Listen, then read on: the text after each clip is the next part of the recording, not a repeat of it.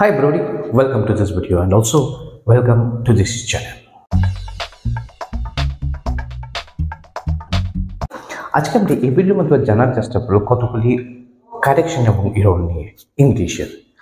অর্থাৎ কম্পিটিটিভ পরীক্ষার ক্ষেত্রে তোমরা দেখবা এটা কমন হয় যে একটা সেন্টেন্স দিয়ে বলা থাকে যে এটার মধ্যে এরর বের করো অর্থাৎ ভুল বের করো, otherwise they will call you that which is the correct option to make it correct। অর্থাৎ এই সেন্টেন্সটাকে যদি আমি কারেক্ট করতে চাই তাহলে কিভাবে আমি কারেক্ট করবো, কোনটা সঠিক হবে। তো বেসিক্যালি ঘটনা যেটা হচ্ছে আমার সেন্টেন্সের সম্বন্ধে পুরোপুরি ধারণা থাকতে হবে, then only I can understand that yes there is something error, এখানে কিছু একটা এরর রয়েছে, I can find it out, then I can also correct it যদি আমার জানা থাকে। তাহলে আজকে আমরা এমনভাবে 10টা সেন্টেন্স নিয়ে কাজ করব, and it is very very important for the competitive exam, that is what TPSC, TCS, SSC, UPSC, every competitive exam. And at the same time for academic classes also it is very important, কারণ তোমরা জানো class 9, class 10 এবং class 11 এ তোমার রয়েছে error correction গ্রামারের ক্ষেত্রে, right? চলো তাহলে একটা একটা করে আমরা দেখে নিই এবং দেখে নিই কেন সেন্টেন্সগুলো ভুল হয়েছে এবং এগুলোকে কারেক্ট করে লিখলে কিভাবে লিখবো, রাইট? চলো দেখা যাক। এখানে দেখতে পাচ্ছ তোমরা তিনটা সেন্টেন্স। প্রথম সেন্টেন্সটা যদি দেখি, the ships are gazing, the ships are gazing, এখানে ভুল কোথায় রয়েছে তাহলে? আজও কি ভুল রয়েছে নাকি কারেক্ট আছে সেন্টেন্সটা? এখানে অবশ্যই ভুল রয়েছে। ভুল হচ্ছে কোথায় দেখো, এই শিপস এ কোথায় ভুল রয়েছে? ইংরেজিতে কতগুলো ওয়ার্ড রয়েছে যেগুলি প্লুরাল আসলে সেম থাকে, যেমন দেখো শিপস হয় না কোনো সময়, শিপের প্লুরাল শিপই থাকে, শিপ, ডিয়ার, সোয়াইন, এগুলো কোনো সময় প্লুরাল করলে পরে এগুলো চেঞ্জ হয় না, একই ধরনের থাকে।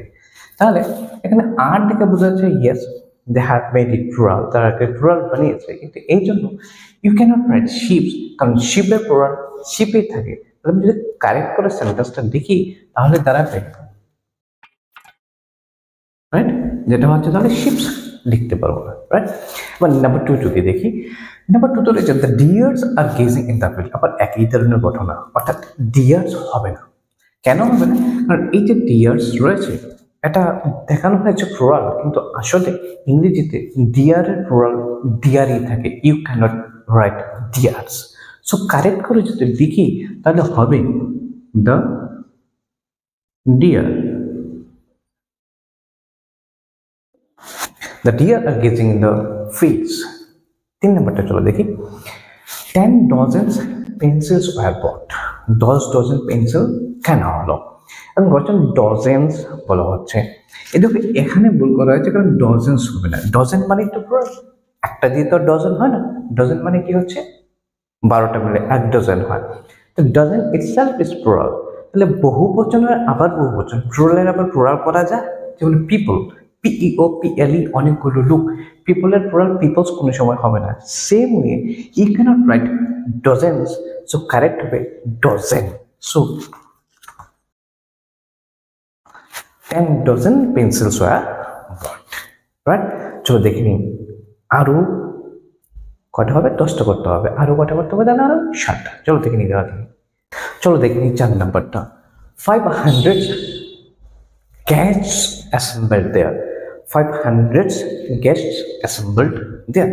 কি বলা হচ্ছে? 500 বলা হচ্ছে। এখানে ভুল যেখানে করা হচ্ছে এখানে হচ্ছে হান্ড্রেডস কোনো অবস্থাতেই হচ্ছে না, এইগুলো হচ্ছে ইউনিট আসলে। 500 শতর আবার কি হচ্ছে প্লুরাল হচ্ছে না, অর্থাৎ শত মানে কিন্তু 100 নিজেই কি প্লুরাল রয়েছে, প্লুরাল আর প্লুরাল হবে না। অন্য কথায় বলে রাখি, যখন আমরা ইউনিট লিখিয়ে রাখি না, ইউনিটগুলো কোনো সময় আর কি হয় না, প্লুরাল হয় না, ইউনিটগুলিকে প্লুরাল করা হয় না, এককগুলিকে প্লুরাল করা হয় না। কারেক্ট হবে 500 guests assembled there। Okay, next 5 number, the lake is 1000 fathoms deep। আবার সেম একই ঘটনা, দেখো ইউনিট হিসেবে ব্যবহার করা হচ্ছে ফ্যাথম, তাহলে ফ্যাথমস কোনো সময় ইউজ করতে পারবো না, বিকজ দিস ইজ ইউনিট, এটা একটা একক। এককটা কি লিখতে হবে? সিঙ্গুলার ফর্মে লিখতে হবে, that is you can't write fathoms, লিখতে হবে ফ্যাথম। কারেক্ট করে লিখলে হবে the lake is 1000 fathom deep, right? Next অর্থাৎ 6 নম্বরটা দেখো, credentials was presented by the envoy। ঘটনা লক্ষ্য রাখেন কি লেখা রয়েছে credentials, দেখে মনে হচ্ছে it is plural credentials, তো যেহেতু প্লুরাল রয়েছে, ক্রেডেনশিয়ালের প্লুরাল হচ্ছে ক্রেডেনশিয়ালস, তাহলে অবশ্যই কি লিখতে পারবো না, ওয়াজ লিখতে পারবো না। Now we need to write on war, তাহলে হবে কি, তাহলে কারেক্ট করে লিখলে ক্রেডেনশিয়ালস ওয়ার হয়ে যাবে। ওকে, নেক্সট 7 নাম্বার দেখো, হিজ স্পেকটাকলস ওয়াজ ব্রোকেন। স্পেকটাকলস কোনো সময় সিঙ্গুলার হিসাবে ইউজ হয় না, চশমা।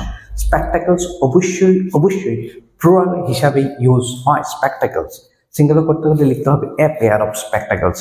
দ্যাট মিনস তুমি যদি লিখো স্পেকটাকলস, একটা জিনিস ক্লিয়ার অথবা জেনে নাও, it's for granted that it should be in plural. That means তাহলে তুমি ওয়াজ কোনো অবস্থাতে লিখতে পারছো না, you have to write then plural form of was, that is were. তার কারেক্ট হবে okay, his spectacles were broken. Right, চলো দেখে নিই আরো 3টে। চলো 8 নম্বর দেখি। 8 নম্বরে বলা হচ্ছে রিচাস স্টেজ উইথ নান।